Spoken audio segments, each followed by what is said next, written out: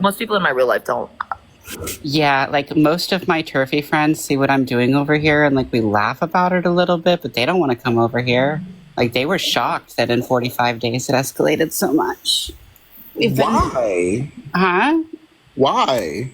Well, like I mean, you two, are you in? Are you in my which one of my chats are you in? We've been talking about TikTok. I'm in your Twitter and I'm also in your Discord. But Anna, I've mostly been focusing on TikTok, and I haven't really been growing my Twitter because TikTok, I don't know. I'm here to start fires. You know exactly what I do. I'm here. I'm the little gay boy with the match in the hayfield, and yeah. I mean, the fires I start. Well, they're not really for me. They're for all my turfy friends who needed more TikTok content. Didn't you hear that the trans-identified males stopped posting ragey great content because we just dragged them so hard over there? So we figured we'd throw a wrench in the system, start a few fires, and have more to drag them for.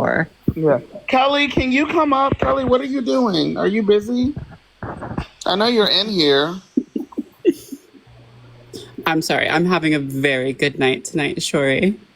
Are you partying with Molly? No. Are you partying with Mary Jane? No, I'm not. I'm not doing anything like that. It's because you went down to the station and you're dealing with that person. Well, it's not just that. It's not just. Well, I did happen to get the full legal identities of everyone involved because, as you know, I have people who look out for me. Mm-hmm. So it was very easy to go to the police station to deal with things. But also, I happen to get some information that, well, I'll tell you privately. You can DM me. Yeah. May I ask your story? You've never met Anna? Actually, so like right now, what I'm doing is I am telling people you're welcome to go look at my interviews. I could answer some simple questions, but I'm currently being stalked by AGP predators who are triggered by my activism, and I'm going to be very careful on this app. Wait, Julie, you've never met Anna? I like your PFP, Jaguar. That's a very handsome man. I am a Trump supporter, yes. Julie. No, I've never met this person before. Where have you been? I've seen them on panels. I've never actually met them. No. Okay, well, Jaguar. Okay, fine. You just. But I'm not going to go view something else. To be honest, I was just trying to figure it out from you. I'm just a detransitioner. Do you want me to, Anna? Do you want me to block Jaguar? Oh no, I don't care. I think that is a great PFP, though. And yes, I am a Trump supporter. That's not something I would be ashamed of. I walk around with a MAGA hat on, and the hat that I'm wearing in my protest is a "Make Common Sense Great Again" hat, and I am a Christian. In case anybody was wondering. Natalie, why are you spamming the crucifix to me? What does that mean? Are you female or male? I am a male. Oh, okay. I'm just Anna. Since Julie, I'm so shocked you haven't heard about Anna. Anna, why don't you just kind of give I'll give you 3 minutes to just kind of give Julie the rundown. They don't have to. I'm not really interested tonight. Okay. No, it's cool. You don't have to. They don't have to. I medicalized a long time ago, and I'm a detransitioner, and I'm one of the most hated detransitioners on the internet. And the most doxxed. Yeah. You were doxxed? Oh, I've been doxxed by a bot army and by hundreds of autogynephiles. I'm wanted by Trantifa. I'm the PNW's most wanted detrun. It's honestly nice. It really is. I do love the infamy. Sometimes you just have to lean into it to cope, and then hey, there you go. Well, that's where the Fruella quote came from, Melly. That's actually where the whole Fruella vibe came from. I actually used to be this really, really sweet, and I would try to talk to people, but now I'm just extra Cruella. Well, I feel like it's like, your life and circumstances that you were subjected to. I feel like I don't want to speak for you, but like I don't know how else to say this. Like made you have to be that way. You know what I mean? God works in mysterious ways. He certainly broke the mold with me, and I hope he has a good use for me.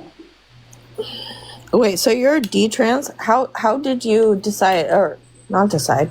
What did you feel one day that you no longer wanted to be trans? Well, I medicalized specifically because of trauma. And so I had a lot of negative associations with being a man, and equating existence to abuse, because of the environment I grew up in. And after a certain point, it's actually funny because I do say this. And at one point, trans-identified males said this like a gotcha. They would say, you stopped being trans because you hate trans people that much. And a part of that is true. I stopped being trans because the reason I started being trans is because of abuse and the way a man treated me. And so I stopped being trans because I couldn't bear the association with extreme abusers anymore.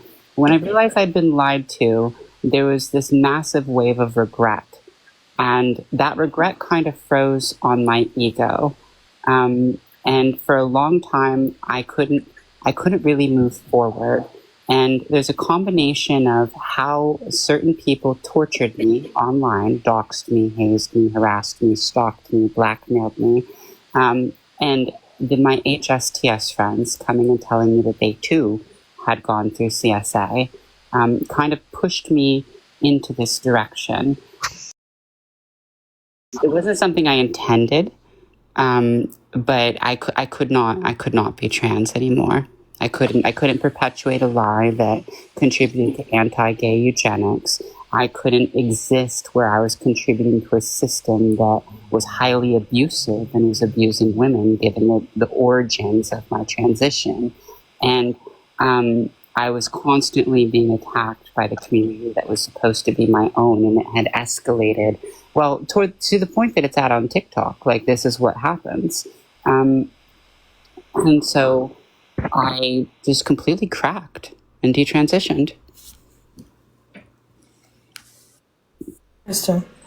Yeah, as it turns out, like when you lie to someone and they base their life on the lie, for an extended period of time, just finding out that they were lied to isn't quite enough, because you've done so much, right? Like, you're medicalized, you've removed your genitals, changed your body, destroyed relationships, usually, familial relationships. And so it just finding out that I was lied to was like that little worm in my brain eating away at my soul.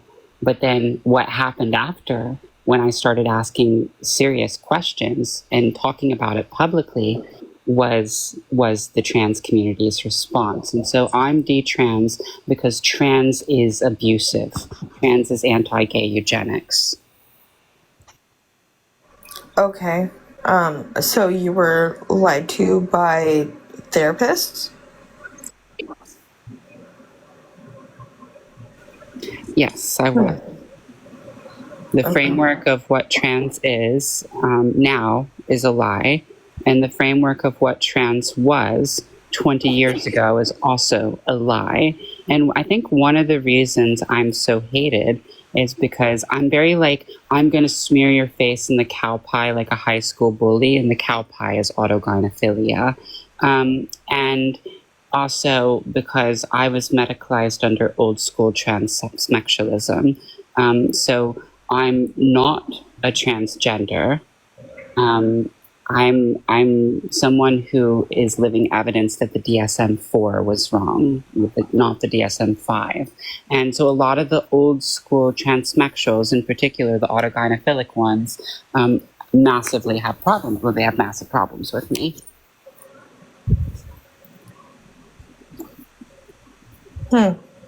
Except for some AGPs who have a really good sense of humor. And yeah, they're great though. Some of them appreciate me. You'd be surprised, Molly. I know this self-hating AGP who's like, this is a terrible thing. Like, we need to have this diagnosed. These people are out of control. He's like a repressor. He's like 55. He doesn't cross-dress. He's married. He's got a normal life. He's been treating it like an addictive thing since he was fairly young. And he's just like, go darker. Ari, be darker. They need it. They need a villain. I feel like you absolutely do to fight against this. Okay, maps, for example. Like you don't normalize that. We never want to normalize that, but it happens. It's actually my problem with Phil Illy. Have you ever read Phil Illy's book? I don't think so. Do you know who Phil Illy is? I've heard of him. He's like the autogynephilic messiah online. He wrote a book called Autoheterosexuality, which reframes autogynephilia as autosexuality, and it tries to rebrand the paraphilia as a sexual orientation. I talk about this all the time. I think, yeah, I've heard the name before in conjunction with autogynephilia. Yeah, he'll actually, like, he's a diagnosed AGP who wrote a book on his condition. That the whole purpose of the book is reframing a paraphilia as a sexual orientation. With a straight face and arguments with me, he has expanded that to zoophilia and P3diophilia. So of course, a lot of the like psychology paraphilia advocates that are on the other side of me that preach like incorporating AGP into your life or reframing AGP as a paraphilia have other agendas. That's one of the reasons. If you actually look at my Twitter, and you go back like a year, maybe a year and a half, I was talking to a lot of them and debating them. And there's this one point where my account just kind of went ballistic. And like I went from like, because I even posted pictures holding Phil's book. And like, I read this book.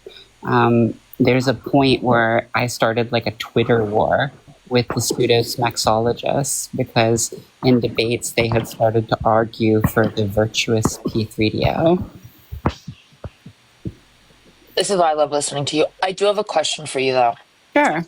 I used to really like Blair White a lot, but you've opened my eyes to a lot. Like, her neutral stances. So, and the fact that, and I'm sorry, it's like Blair is a very feminine name for me. That's why I have name associations. I obviously it's like if I see Blair from the side. Really? I had a friend in college. His name was Blair.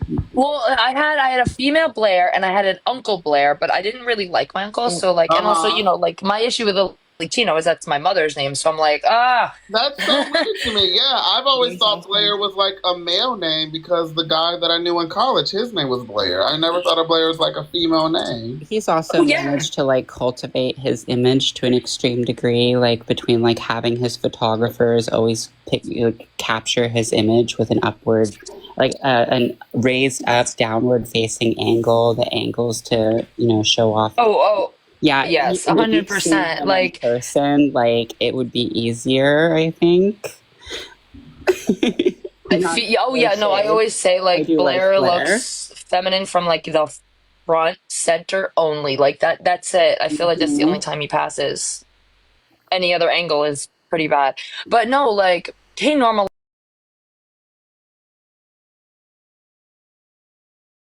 response and blah community and what's your take but wanting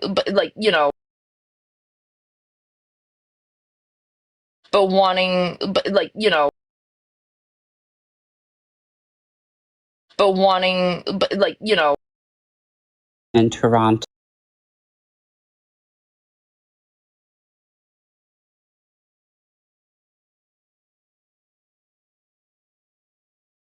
that he has a HSTS response. He doesn't have to be treated like a woman. I know that for a fact because I tested that when I met him. And I asked him to talk about it more. And my friend, TT, also asked him to talk about it, but he didn't. like we had a lot of him that weren't part of his he does this tour in Toronto, and some of it gets published. I saw clips. Yeah, he didn't publish my questions because I think it would damage his image. He's cultivated a huge following and career around being trans. He's mentioned that like one of the reasons he can't detransition is because so many people have messaged him and said that he helped them discover that they were trans women. Of course, like that would, a lot of them are probably autogynephiles as well, who have encountered his image and thought, well, that could be me. So I think he doesn't want to let people down, and he doesn't want to nuke his career, but he has regret, and he's aware that it's trauma induced. When I talked to him, it was very clear that he's pretty like far into trans medicalism, at least far enough to be where I was when I started ideologically desisting, which is when I realized that all HSTS are environmental factors. And our victims, and that autogynephilia is such a predominant factor to dysphoria. So that makes me seem like unless it absolutely is for AGP or AAP reasons, there's like no real need to be trans then, is there? Well, that's funny because one of the things that caused me to be so hated on Twitter, I thought this was really funny, actually. I thought that they would take it differently than they did. But before I said true trans was a lie, the first thing I said was true trans is AGP. Because the only unifying condition that the majority of the males have is AGP. They're so predominant throughout trans history. And like the further back you go, the more it becomes clear that HSTS is caused by these environmental factors and the psychological impacts of those environmental factors, like internalized homophobia and trauma, where several other HSTS who are prominent have described internalized homophobia without naming it as why they transitioned. So, like... Yeah, no, you're right. Like I've said that AGP is true trans. It's the one unifying condition that trans people have always had. And from hearing you and like watching Blair White for so long, it makes me question like then that's why I asked you what I asked you. And that's why I say true trans is a lie. I stopped saying true trans is AGP because it was too contrarian even for me, and people didn't understand. True trans is a lie. True trans is a lie that there's people with these natural cross-mexed brains. There's not people with these natural cross-mexed brains. There's deviations between the male and the female brain, and homosexuals who are effeminate, like Shori and I, have parts of our brains that fire off in ways that are similar to women, similar to straight women. So like the deviations in the brains are things that denote sexual orientation. And like autogynephilia is actually a very masculine, like a very typical male-brained condition to have. So I feel like what I've observed and what I've read is that true trans is basically something that perpetuates this lie and uses non-conforming gay people in order to do that. And it does this in order to give a shield for autogynephilic transition. And like, I think this really got solidified in the 70s and 80s with the activism of Virginia Prince. Can you explain to me what autogynephile is? Autogynephilia is a man's propensity to be sexually aroused by the thought of himself as a woman. It's the predominant cause for gender dysphoria, actually. So autogynephilia can cause a split in someone's self-image, where their self-image begins to reflect their erotic target. And this causes what's called autoandrophobia, which is a phobia of one's own body as a man, of seeing oneself as a man, of being treated as a man, which is why between like your average HSTS and your average autogynephilic transsexual, you can see like this manic desire to be treated as a woman versus this more of a desire to run away from being a gay man. So it's the difference between chasing a dream, a fantasy, and running away from what you are. And when you really take that into account and you think about it that way, and you look at the behavior of trans-identified males, you can see it. You can see that some people are running away from what they are, and other people are running towards a fantasy. Okay, so I see that you dress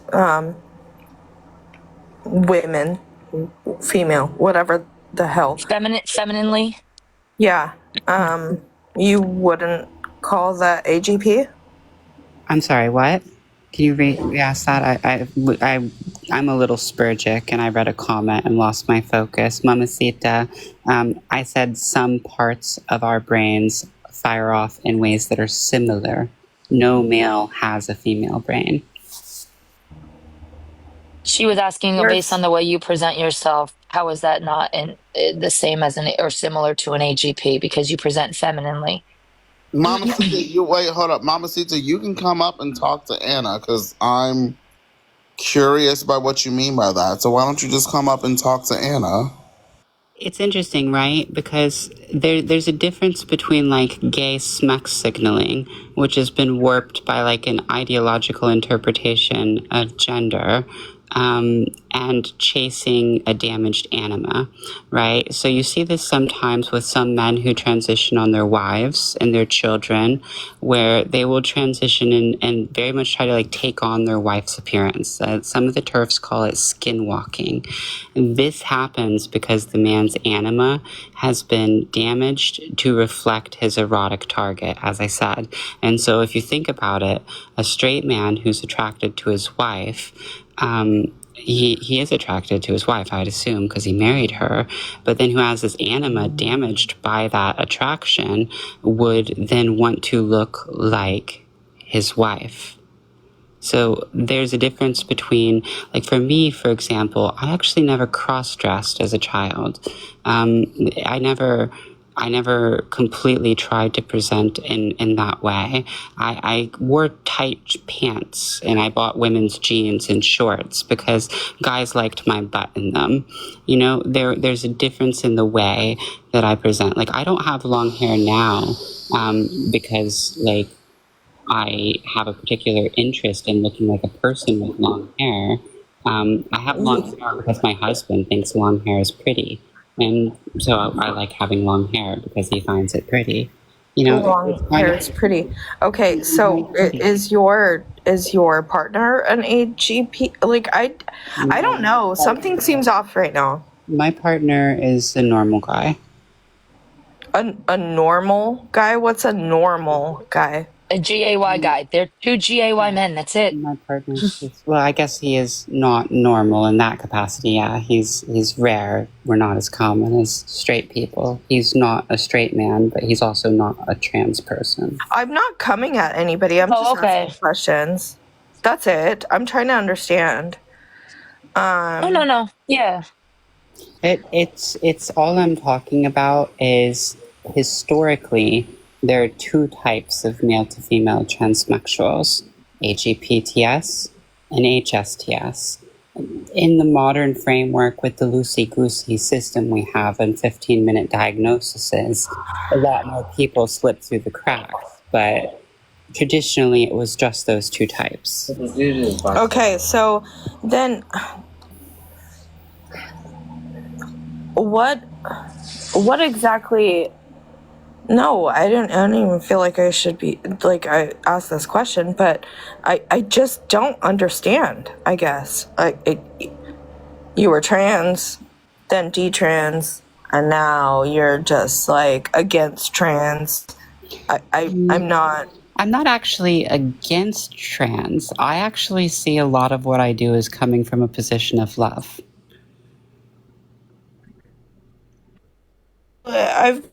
I've seen quite a few panels that you have been in, and it doesn't sound like you're coming from love. You know, there's a difference between kindness and niceness, right? So I lived on the West Coast and I grew up on the other side of the country.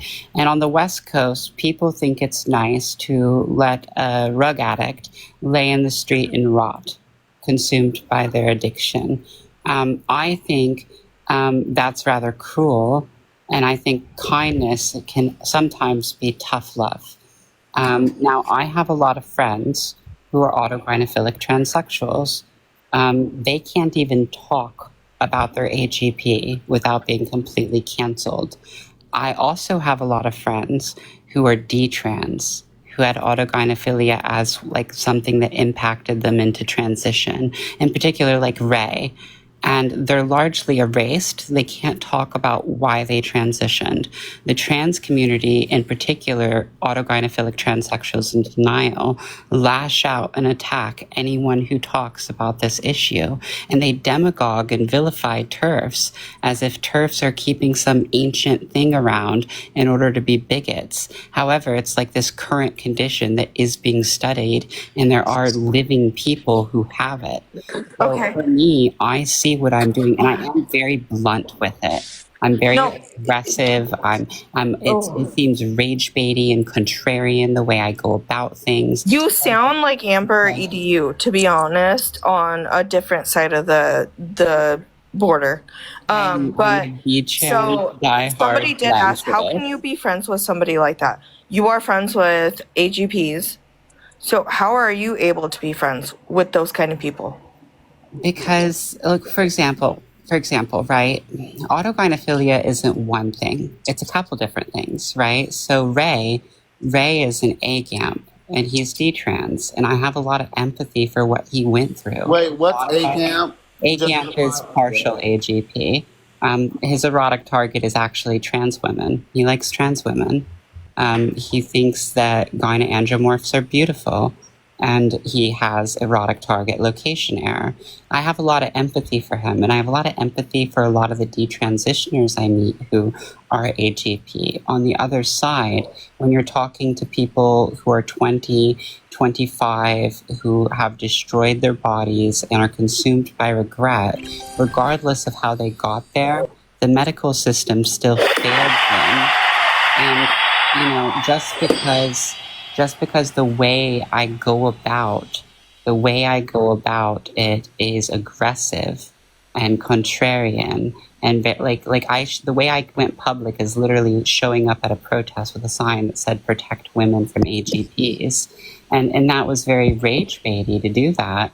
But that's just kind of the way I am. I'm very theatrical and I'm very dramatic, and so.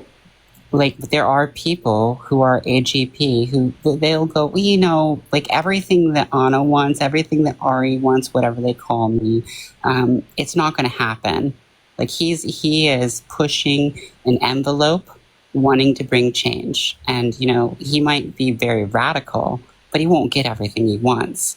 And it's more important to them that people know that autogynephilia exists and that people be diagnosed accurately. Because believe it or not, like not every AGP is an absolute monster.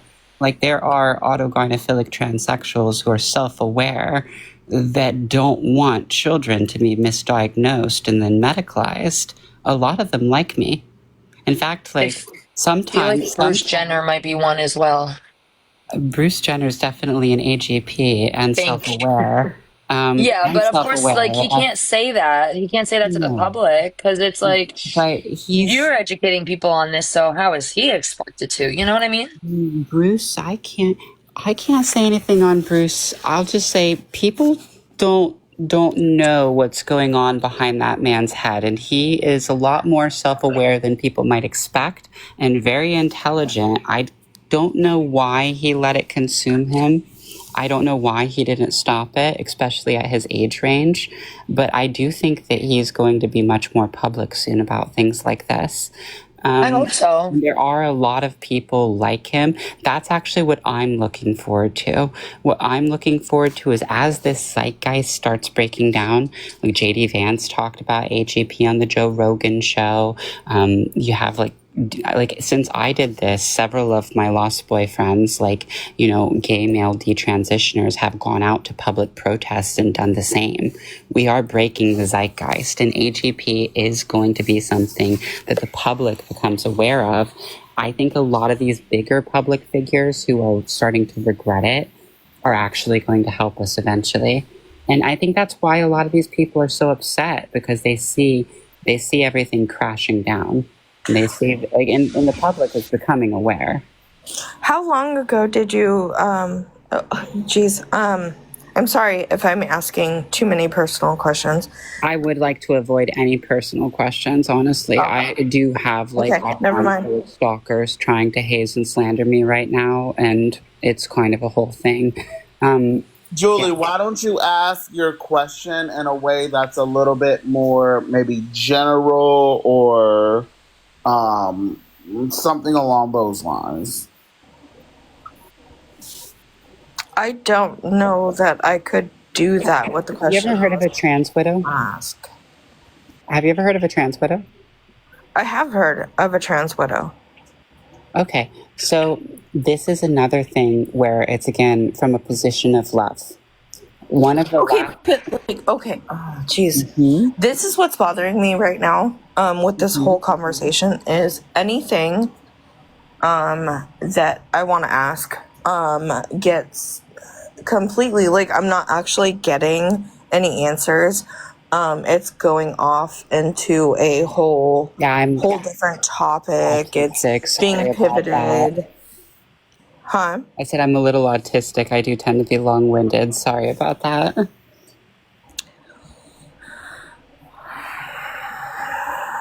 I've been accused of being a bit of a politician, especially when people start getting... Julie, what question do you have? I was just going to ask when that person detrans, when they decided that it was the right thing for them. Are you talking about Anna or... I don't know anybody else here that...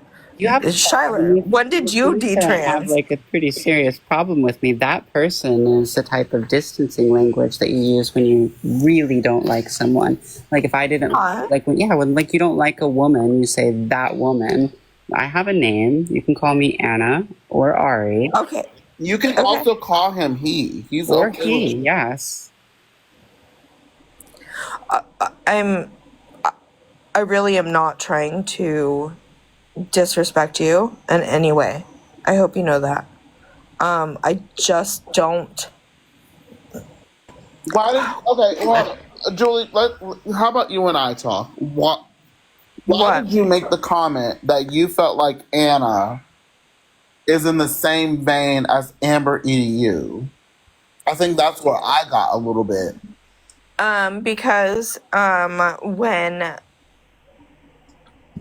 you can call Anna he. Okay, that's what I needed to know. So thank you, Shyler. When he is answering a question is the same as Amber EDU, where it goes into a whole different ball game. It's not actually answering the question, and then it pivots and pivots and pivots and pivots. Okay. Can I speak? Also, being neurodivergent, I tend to do that. I do not have autism, and I've gotten tested because of my neurodivergency. I do not have autism. I'm not on the autism spectrum, but I can be long-winded when I like someone like Ari, if I'm very well versed on a topic. And I'm just coming to defense because I see myself in that. When I have a vat of information, and I just kind of tend to spill it. I do not think he's being disingenuous. I don't at all. That's not what it is like part of why I detransitioned is because I was a trans medicalist who like trans history became my autistic special interest. So if you ask me a question that's related to like general trans stuff and you'd like a very short answer, please just let me know and I will try. Otherwise, I might go all over the place and tie it into like the historical precedent and the buildup and how we got here. It's bad. I know. I'm sorry. I'm not intending to be frustrating. To me, you're No, not frustrating, Ari. You're not frustrating to me. I enjoy what you have to say. I just want to say I'm not frustrated. I just whenever I ask a question, I just want it straight to the point, and I get it. I do have a child that is autistic, so I'm, I get it, but I can't even say but, because there is no but. I'm just trying to understand. I'm not trying to come from a bad place. I never am. I am not a bad, I'm just trying to understand. That's it. Okay. So, Julie, what is one question that you feel like was not answered in a way that was clear? No, it's not that there wasn't one question. I just have questions, and I don't want to overwhelm him in any way at all. I don't want to overwhelm anybody by asking Okay. questions. That's fine. What's one question that you have? I would like to know what age and what made them want to detrans. If that's okay. And Age I wanted to detrans. what no. What age you felt that was for you? Like, when did I first start thinking about the problem, or when did I first go, okay, I'm probably trans? Well, I think she means when you first saw the light of the reality. Like when you first were like, this is a lie. I think that's what she means. I think. No, Do you mean when, wait, hold on. A year and a half Julie, ago. do you mean when Anna wanted to transition or when he wanted to de-transition? No. Well, when Anna knew that detransitioning was right for him. Okay. Oh, right for me. So I knew that I had made a mistake a year and a half ago. I didn't accept detransition as fully right for me until about January of this year. I started therapy for detrans around Christmas of last year. Oh, okay. I'm sorry. I never meant to offend you in any way. I have questions because I've never talked to anybody that has detransitioned. So I'm sorry if I offended you in any way. You haven't. I'm just trying to learn how to ask those questions, and if I am in the wrong, if I'm asking the wrong way, I would hope that somebody would stop me, and that's Girl, fine. you on my panel. You know you can say whatever you gotta say in the way that you want to say it. You No, on my but like panel. Julie, I this don't side is want it to. completely opposite of the TRA side. Julie, Like, you there's, have been on my panel specifically. Is that what's going on? Is this someone who's usually hanging with sensitive, finicky troons? What's a troon? I see. Okay, so yes, the answer is yes. Julie, you're not going to offend me, okay? I've had people on the trans side stalking, hazing me, and trying to smear me, trying to torture me psychologically for 6 months. So you're not going to offend me with simple questions. A year and a half ago is probably when I really started cracking. There was an episode I did where I interviewed a guy who was AGP and had a baby on the way, and he didn't want to be a trans woman. And he kept trying to get help from doctors, but there's AGP's basically been erased. And he ended up getting help from Ray Alex Williams and I. And so he got help from a post-op, die-hard trans-med HSTS type, someone like Chloe at the time.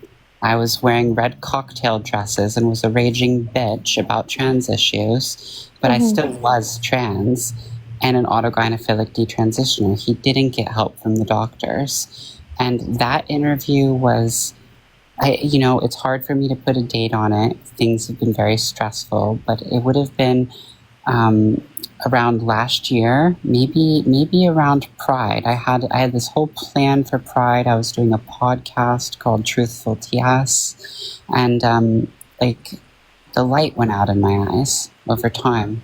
Like I just became so disenfranchised by what I was learning, and in the end, like it was literally like it killed my joy.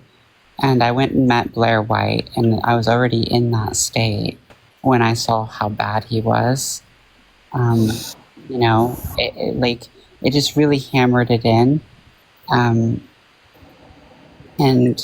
then I kind of froze on my ego because I'd been medicalized so long, and I went all the way, and it's impacted my life so majorly. And then over that winter, I got very depressed. I started tweeting a lot about my trauma, about why I transitioned. I started cracking, and you could see that I was cracking on Twitter. You could see me talking about things that I never would have talked about before. I was very reserved. And I started talking about being hurt a lot, and about, you know, my PTSD, and about being on the spectrum. And then because of the things I was sharing, a lot of HSTS I was very close to started confiding in me that they had gone through CSA. And I started saying true trans was a lie while reading history, and having that history confirmed by like my own social circle and their personal experiences. And when I started saying true trans was a lie, and I started saying true trans is AGP, and that this is all fabricated, and they're misdiagnosing people, I came under fire from a bunch of different like old transitioners, people who had wives and kids, had been in the military and transitioned in their 40s, all started attacking me. And it got really, really, really bad.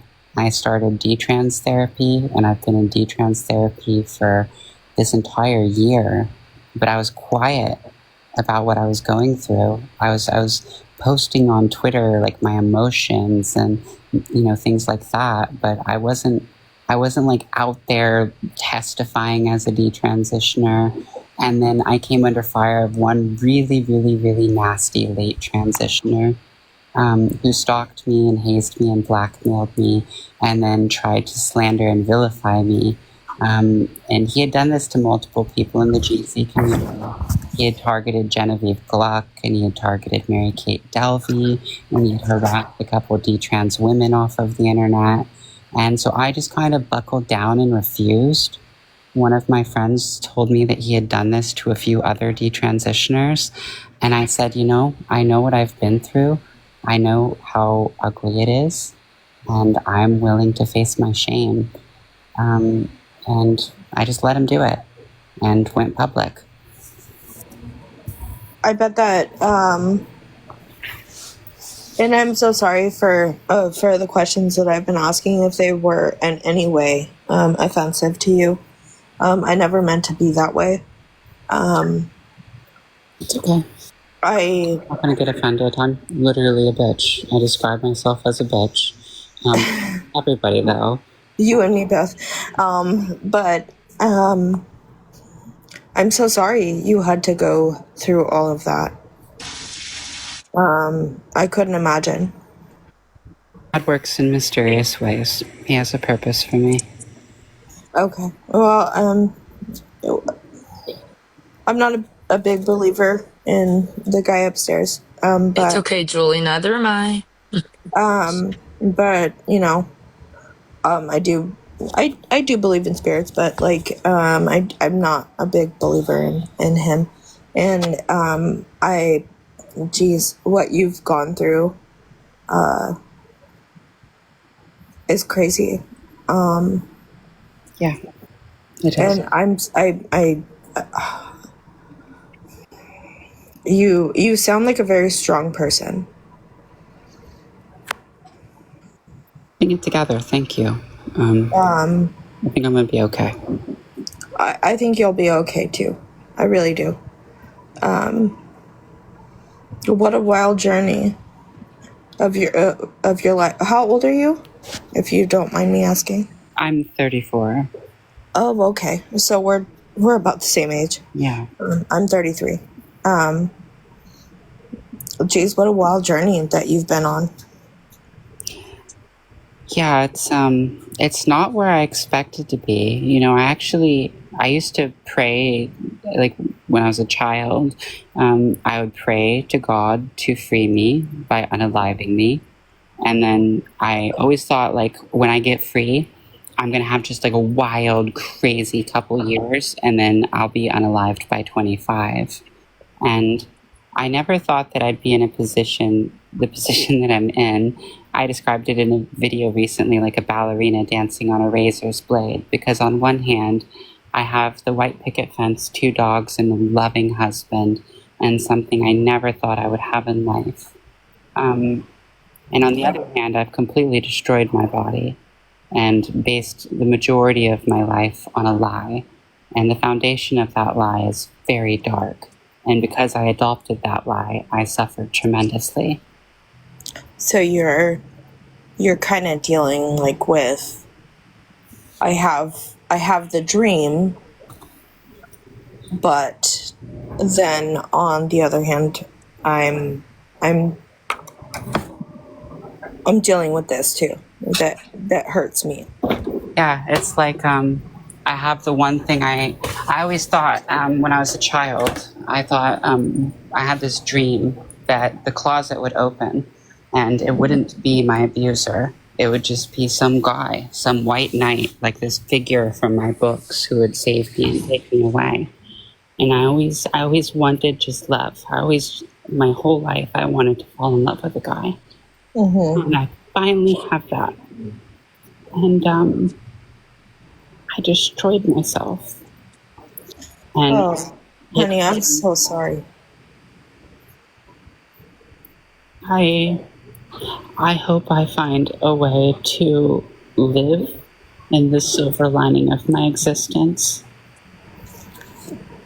Ari, I feel that on the opposite, not severely. Like if it helps, like I'm not trying to make this about me. I'm just trying to relate. Like I also have a wonderful husband and 2 dogs, so I'm like, oh, similar, right? But I destroyed my body through my eating disorder, like, and now I feel like my dreams of being a mother. It's really hard to explain the mentality when you're in it. You know, Yeah. like what's my purpose now? I was a I'm so sorry. I'm so sorry. No, it's okay. You don't have to be sorry. It's all right. Well, Anna, he was talking. Sorry. Oh yeah. Go ahead. I was just going to say I find that very relatable, Melly. I'm sorry. No, it's okay. It's okay. It's my cross to bear. It's my cross to bear. And I did do it to myself, but I mean, like, it would take me the right mindset to break down, like, what I was actually thinking, because, you know, it's hard to go back there. In my, because this is already known on TikTok, I have 2 kids. I had with my kid's father, obviously, but I have never been a straight woman. I've never been bi. I've never been anything. I've been a lesbian, and I just did what my family wanted, and so I have 2 kids that I love dearly. Don't get me wrong. I love my kids dearly, but I'm not that person. I don't like men. Men is not for me. So what? That's fine. Are you a good mom? Exactly. That's all that matters. That's all that matters. No, but you know what I'm saying is like that. For years, I kept it to myself. I have my son. My oldest son he's 8.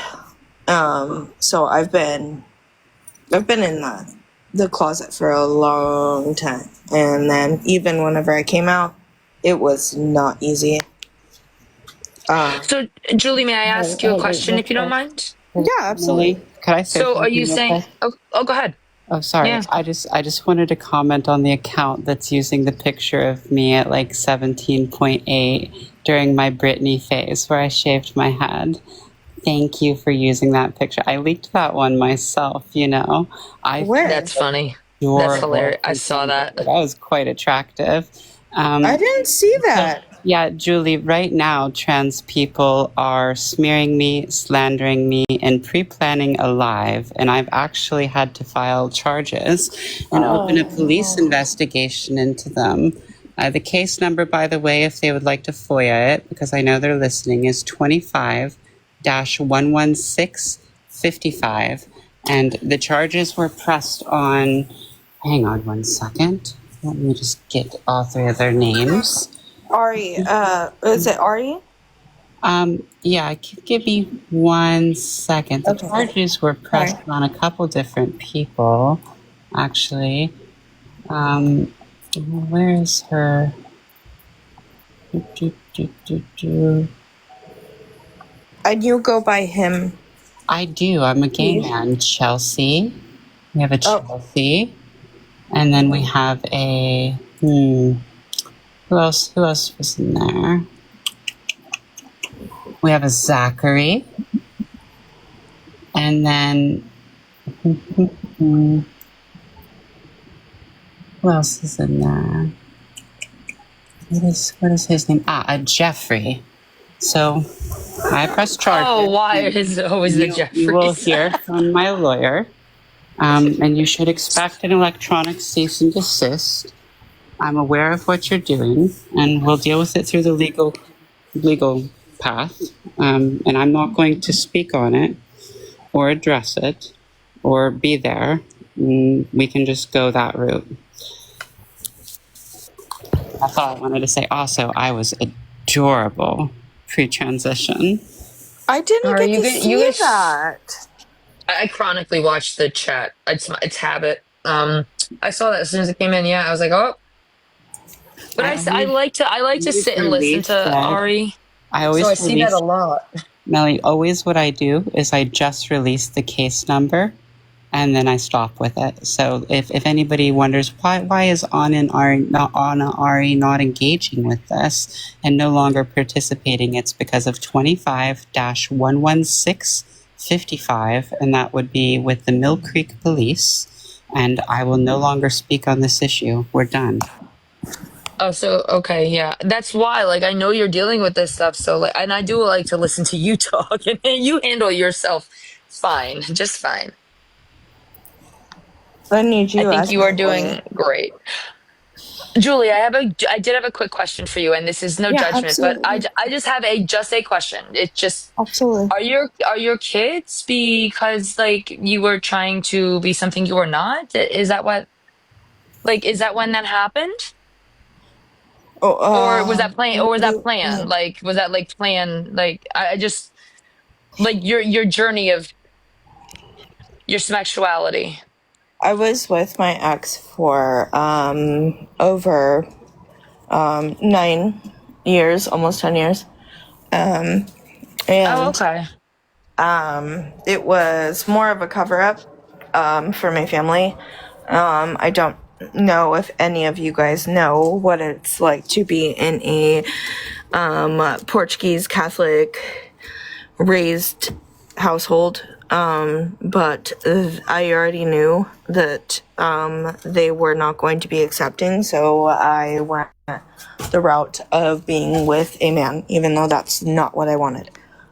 My aunt did that for many years. I'm very close with her. She's also my godmother. She delivered me, like, you know, my mom, you know, it's a whole, I have a very close bond with her. My aunt dealt with that for a very long time. And my grandparents are old school from Russia.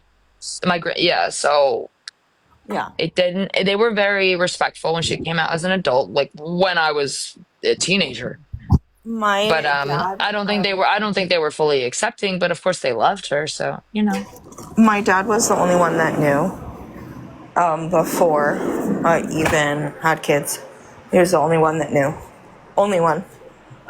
He passed away, and he carried that with himself to the grave. And it's beautiful. my family wasn't very accepting of it whenever I actually did come out about it. So, I mean, it is what it is. I look at it like I have two beautiful kids. No matter the struggles, I have two beautiful kids. And I don't need anybody to justify my existence. No, of course not. So, that's where I'm at right now.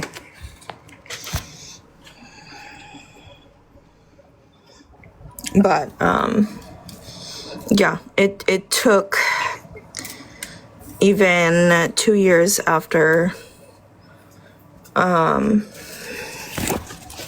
it took until like late last year, for me to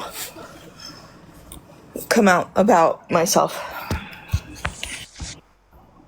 And so, Was it mostly because of like how you were raised yeah. and your family? I'm really sorry. No, I genuinely am sorry because I really am like a straight white woman, right? Like I'm not oppressed, and so that's why I like to listen, and I don't feel the need to be oppressed. So like like there's nothing wrong with what I am. So like I like to listen. Like I like to think like like my sexuality does not define me or anyone else. It's like my empathy, my willingness to listen, my patience. yeah. I'm the same way. I usually keep at first, I kept this to myself for quite a while. Even after I told my family. And now on TikTok, I just don't care. Nobody is somebody has, I don't know how, but found my kid's father on a social media like account, messaged him, and he was banging at my door one night because he was like, what is going on? And I was like, I don't know what you're talking about. He showed me None the of that person's messages. business. Yeah, I showed him the he showed me the messages, and it was too much. He was like, I'm gonna get custody of the kids and blah blah blah, and I was like, you don't have to. Like, it's not that serious. But it is, because when kids are involved, it doesn't even matter. Nobody should be doxxed, because nobody came to me. Nobody found, people obviously found me and then found him, but nobody ever messaged me or anything like that. So why is it that they went to him? It was weird to me. So weird. And we just kind of dealt with it, and I have been ignoring this happened about 2 months ago. I just been kind of staying silent about it, because I don't want to find out who it is. I don't want I have kids here that live in my home, and it's just me and them. Something happens, I don't know what I would do. So it's just, it's weird the way that the whole doxing thing works. And the fact that people are just so, and I feel so bad for Ari, because geez, I could not even imagine people going after, anybody that's gotten doxed. Antifa literally took my address and paid bots to post it under every single post with my birth name and my full legal name. As I went viral, people like Andy know I was attacked by Antifa for speaking out at a Christian prayer rattle. And as I went viral for being attacked by Antifa, they attacked parents with their children at that rally, and they attacked me, a detransitioner. as I went viral, my address was posted under every single thing. And trans people are so funny. Like, I'm post dysphoria and regret my transition. So what do? They go post my old picture of how I looked before I ruined myself to remind me that I ruined myself, to remind me, like, they literally haze me, a detrans gay man who's in therapy and at risk, a very, very at-risk demographic of unaliving. They haze me constantly.